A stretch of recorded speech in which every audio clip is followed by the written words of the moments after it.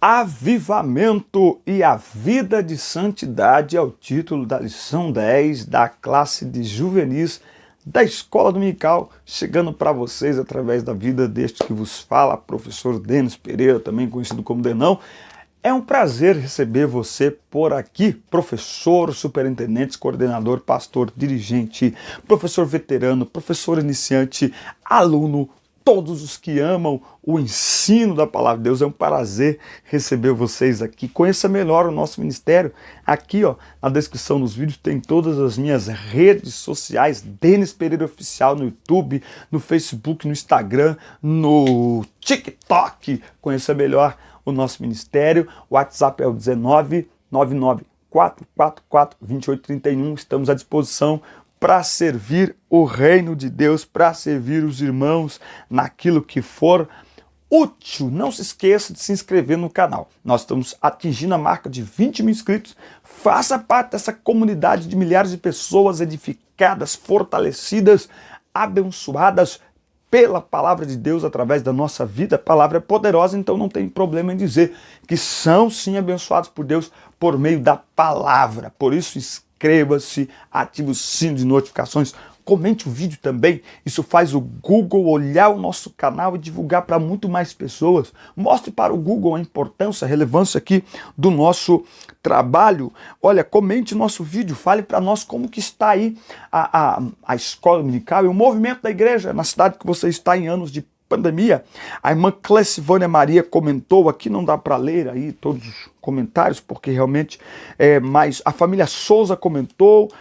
Elo Costa, a Elo Costa, ela diz que ela é aluna, mas ela assiste as minhas aulas e quando chega na escola que a professora vai falar, ela já sabe tudinho e ela ajuda e ela comenta também. E a professora não sabe que ela assiste as nossas aulas, manda a professora assistir também, estamos aqui para ajudar. Antônio Galiza, lá de Bujaru, Pará, também comentando aqui a nossa aula. Emanuele Duarte, que Deus continue abençoando o irmão. Anderson Marcos comentando nosso vídeo, Keila Sena aqui de Sumaré e muitas pessoas que têm comentado de todo o Brasil, de Ceará Mirim, Criando Artes, Espaço Criando Artes, pessoas de todo o Brasil que comentam as nossas aulas. Deixa aí o seu comentário aqui na descrição dos vídeos, tem todas as minhas redes sociais, tem links também para você entrar em grupos de professores no WhatsApp e também para você baixar o conteúdo das aulas em PDF. Avivamento e a vida de santidade. Segui a paz com todos e a santificação, sem a qual ninguém verá o Senhor. Ninguém verá o Senhor. Hebreus 12:14. A leitura bíblica em classe está em Tessalonicenses 4, do 1 ao 8. Nesta lição, correlacionaremos os efeitos do genuíno avivamento ao processo de santificação do crente. Nós estamos há um trimestre falando sobre efeitos genuínos do avivamento. Eu venho insistindo que todo avivamento promove transformação social. Todo avivamento genuíno, ele é como uma onda. O impacto dele é sentido pela igreja e pelo mundo. E hoje nós vamos sintetizar isso ainda mais. A doutrina da santidade está revelada nas Escrituras Sagradas, onde, por sua vez, o Deus Santo se relaciona com seus filhos, separando-os para fazer a sua vontade, isto é, chamando-os a ser santos. O que é ser santo? Ser santo não é quem não peca, mas quem se limpa todos os dias. Agora, de uma maneira bem sucinta, bem simples, bem singela. O que é ser santo? É ser parecido com o Pai. Por isso que para Deus é muito natural quando ele diz assim, ó, sejam santos, porque eu sou santo. Isso está falando de natureza. Por isso que só compreende e discerne isso quem entende o que é novo nascimento. Quem entende o que é novo nascimento e que nasceu de novo, não vê dificuldade na questão da santidade, porque entende que é algo natural, que Deus não está exigindo, Deus também não está pedindo. Santidade não é uma exigência de Deus, nenhum pedido de Deus. Santidade é a manifestação da nossa natureza transformada a partir do novo nascimento. É como eu dizer para o meu filho, se pareça comigo. Chega a ser um eufemismo que fala, sei lá, é bonita essa palavra. Imagina eu falar para o meu filho, se pareça comigo. Como não se parecer? Ele é meu filho? Ah tá, mas ele tem 16 anos, então agora eu preciso dizer que ele se pareça comigo nas atitudes, no comportamento. Agora, ele pode achar isso até pesado, mas não antinatural. E eu não preciso exigir isso dele. Eu posso esperar isso dele. Ele é meu filho. Pronto. Então, santidade não é o que Deus exige, nem o que Deus pede, é o que Deus espera de todos aqueles que entendem que são seus filhos. Porque tem gente que não entende. Aí não adianta. Mas se você entende, discerne que nasceu de novo, portanto, filho de Deus, então santidade é o que Deus espera dos seus filhos. Meu Deus! Uma vida santificada discerne o mundanismo. A tensão entre a igreja e o mundo. A história da igreja é marcada por uma tensão entre os valores do evangelho e os valores do mundo. Não é? Há uma tensão aí, tá? Aliás, nós estamos vivendo um tempo aí que a galera quer misturar tudo. E qualquer movimento meio, assim, mais complicado da igreja em relação ao mundo, tem uma turma que fica, ô louco, tá falando isso, não sei o quê. Ei, a igreja, nós somos chamados para ver na contramão do mundo, não é? Ué, ver na contramão vai dar B.O. Vai bater de frente, vai ter confronto. Não dá para andar de mãos dadas com o mundo, tá? 1 João, é isso mesmo? Ou João 15 e 19, o que eu tô lendo na revista aqui, ó. João 15 e 19. Se fosseis do mundo, o mundo amaria o que era seu, mas porque não sois do mundo, antes eu vos escolhi do mundo, por isso é que o mundo vos odeia. Opa! Sinal de que a igreja está no caminho certo. É quando o mundo não se simpatiza com a igreja. É quando o mundo não gosta da igreja. Vamos usar a palavra de Jesus? É quando o mundo odeia a igreja. Esse povo chato. De novo. A gente não conseguiu de novo. Não conseguiu por quê? Por causa desses crentes. Ô povinho chato. Pega no pé. A igreja está sendo igreja. Quando a igreja e mundo se simpatizam um com o outro, cheira mal. Bom, na perspectiva mundana, a igreja tinha tudo para dar errado. Ora, o Senhor Jesus, no lugar de chamar generais, filósofos, homens de ciência, ele convoca 12 homens simples, alguns até iletrados, poderíamos dizer aí meio que semi-analfabetos, de uma cidadezinha, de uma provínciazinha lá da Galileia. Não é? É interessante que a maneira como Jesus escolhe, os discípulos que Jesus escolhe, o currículo deles, jamais serviria. Eu não vou nem falar, deixa pra lá. Melhor não falar. Não serviria. Você escolheria Pedro para ser pastor auxiliar da sua igreja? Você escolheria Judas para ser o tesoureiro? Não é que Jesus escolheu? Você escolheria João, André, Felipe? Escolheria? Pensa nisso. Mas foi esses que Jesus escolheu. E a grande beleza do evangelho é que esses homens simples, 12 homens simples, depois 11, aí depois 12 de novo com Paulo, eles abalaram o mundo com uma mensagem. Qual a mensagem? A mensagem do evangelho. Abalaram o mundo. 12 homens. Meu Deus. Olha o poder de liderança de Jesus, hein? Mas olha só. A igreja então tinha tudo para dar errado, não é? Eles foram perseguidos pela elite sacerdotal judaica, pelo Império Romano, mas apesar disso, eles seguiram se multiplicando não é? Tertuliano de Cartago escreveu: o sangue dos mártires é a semente do cristianismo, tá? Ao longo de toda a história, toda vez que a igreja foi perseguida, foi o momento que ela mais cresceu. Todas as vezes. Todas as vezes que a igreja se achou num ambiente confortável demais, ela morreu.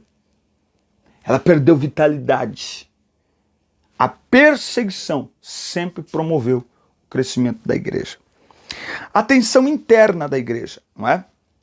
O que seria inimaginável aconteceu. A igreja cresceu, atingiu o coração do Império Romano e ocupou o status de religião oficial. A consequência trágica, o mundanismo entraria às raias da igreja.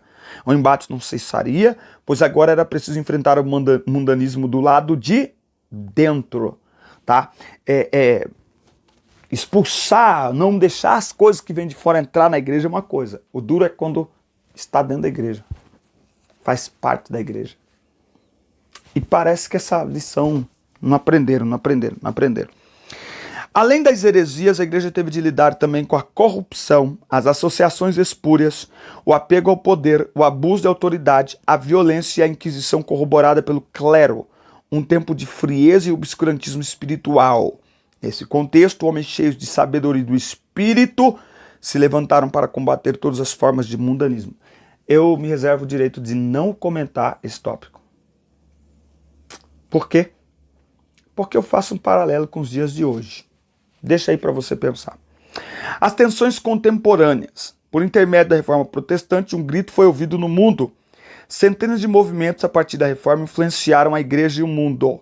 Entretanto, diferentemente das épocas de outrora, embora seja possível perceber traços semelhantes com as heresias daquela época, os inimigos da fé cristã passou a ser o materialismo ou humanismo, os poderes temporais totalitários, comunismo, nazismo e fascismo. Nos lugares onde esses valores eram predominantes, os cristãos sofreram violentas e covardes perseguições, tá? Então, isso acontece ainda nos dias de hoje, em muitos lugares, em muitos países, e por que não dizer que no Brasil existe aí todo um trabalho, um esforço para calar a igreja, e principalmente para cercear a voz da igreja e para destruir os valores que a igreja tanto preserva, tanto ensina, não é? Então existe todo um trabalho aí. Agora, preste atenção, o mundo, como sistema mundano, sempre será contra os valores da igreja. Isso é um sinal do mundo. Desde que o mundo é mundo, desde que o pecado entrou no mundo, acabou. Tá? Billy Graham, em 1986, numa conferência, disse assim: o mundo jamais será cristianizado. Nossa missão não é cristianizar o mundo, é evangelizar o mundo. Deus amou a todos, o evangelho deve ser pregado para todos, mas nem todos vão se render ao evangelho. Muitos são chamados, poucos escolhidos, não é? Então, agora, quando ocorre um verdadeiro avivamento, isso se torna mais evidente, uma vez que há uma ruptura radical com o sistema estabelecido. Eu disse esses dias que o que acontece é, nós vemos um tempo em que as pessoas questionam muito alguns tratamentos que a igreja dá a algumas questões. E eu disse o seguinte, que num ambiente onde a perversidade se alastrou de uma maneira absurda, não é? A única resposta é a radicalidade. Não dá para ser neutro e nem flexível em alguns assuntos. Temos que ser radicais. E a radicalidade é a marca do avivamento. Aliás, a flexibilidade em alguns assuntos é que tem nos levado pelo caminho que nós temos seguido. Um chamado para ser santos, porque éramos pecadores sem salvação. A realidade do homem após o pecado é desastrosa. As consequências funestas da queda atingiram todas as áreas da vida humana. a espiritual, a psíquica, a biológica, a social, não é? Morte, nós vamos entender que o salário do pecado é a morte. O homem sem Deus está morto, destruído, condenado ao inferno, não é? E, portanto, completamente aprisionado, envolvido com o mundo. O pecado não é só culpa, mas é também um poder que escraviza, não é? Por isso que a salvação não é apenas perdão, é também libertação. Nós precisamos entender que o homem sem Deus, ele está condenado ao inferno e preso na vida de pecado. Preso na vida de pecado. Salvos, por isso chamados à santidade. Ainda aqui nesse ponto, o pecado é um fardo, o pecado é culpa, o pecado é escravização. Por isso que Jesus veio e disse assim, ó, vinde a mim os que estáis cansados e oprimidos, e eu vos aliviarei. Esse é o chamado de Jesus.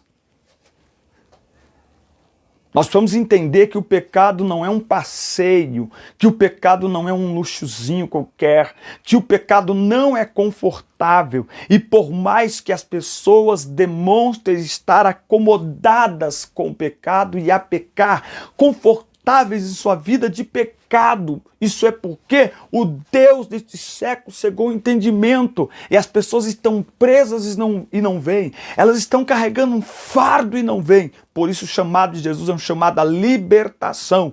Se, pois, o Filho do Homem vos libertar, verdadeiramente sereis livres. O chamado de Jesus é um chamado para deixar o fardo pesado do pecado.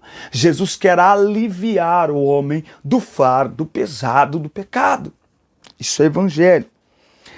Salvos, por isso chamados à santidade. Refletindo sobre o que a salvação significa para nós, compreendemos a exigência fundamental da santificação para os salvos, porque sem ela ninguém verá o Senhor. Ora, então o que é a santificação para o cristão?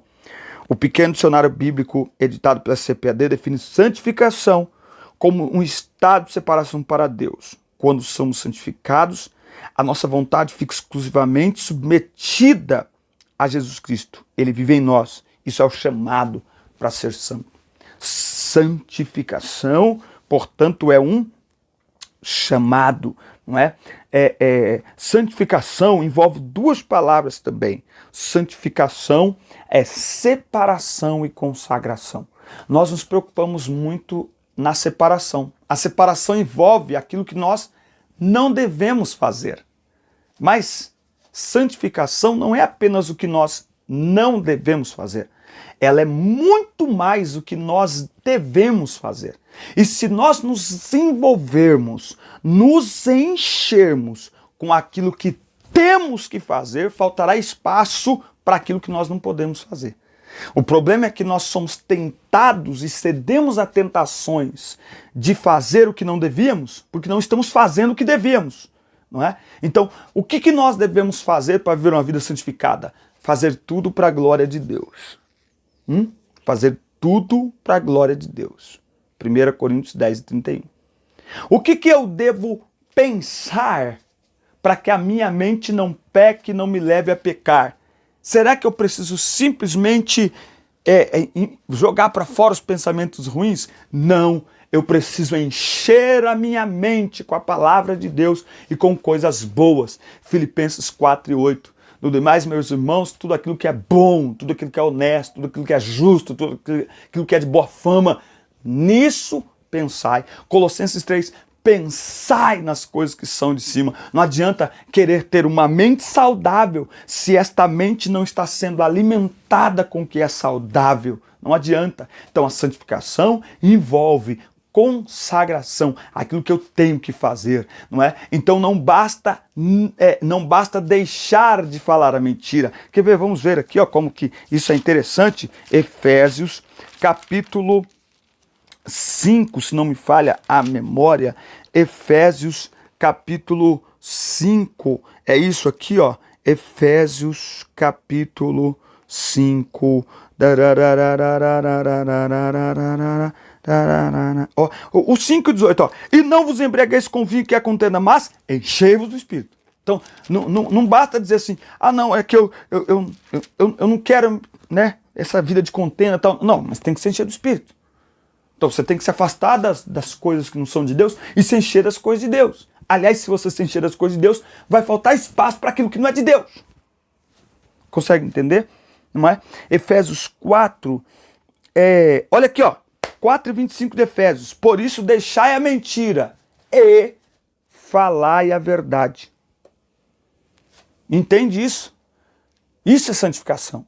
Não é apenas deixar de falar mentira, é falar a verdade. E quanto mais eu me envolvo em falar a verdade, menos espaço eu tenho para falar mentira. Menos espaço tem a mentira na minha vida. Porque eu estou envolvido. O que é isso? Consagração. Então, o falar a mentira é um atributo da carne na minha vida, do pecado que habita em mim. Como é que eu controlo? Como é que eu resolvo isso? Falando a verdade. A única maneira de combater mentira, falando a verdade. A única maneira de eliminar os maus pensamentos, é se enchendo de bons pensamentos, através da palavra de Deus, através de louvores, enfim, vida com Deus. Entendeu isso? Santificação e separação e consagração. O compromisso para viver uma vida santa no mundo, um convite para a santidade. Apesar da tensão entre igreja e mundo, o convite do evangelho é para exercermos a nossa santidade sendo sal da terra e luz do mundo. Interessante isso. Jesus orou certa vez, não peço que os tires do mundo. Jesus não poderia ter orado isso. Jesus não poderia ter criado uma redoma. Aliás, a gente às vezes pensa nisso, que ser cristão é se colocar dentro de uma redoma, né? Dedome, que chama aquilo lá, né? Ninguém entra, que só entre os crentes, só entre os santos. Não. Esses dias eu discuti com um menino, que ele falou assim pra mim, já passou da hora dos cristãos no Brasil construírem faculdades para os jovens cristãos, porque a maioria dos jovens cristãos que vão para as faculdades seculares desviam. Falei para ele, tá errado. Isso não condiz com o evangelho.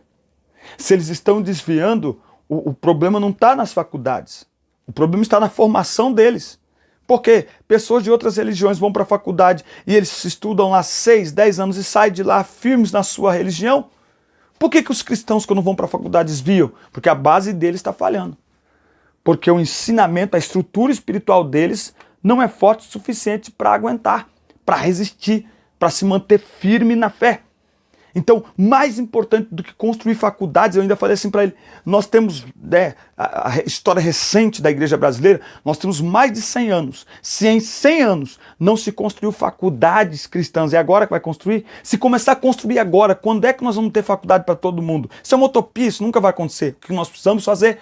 Treinar os nossos jovens, para que quando eles forem para a faculdade, eles cheguem lá como Daniel, decididos a não se contaminarem.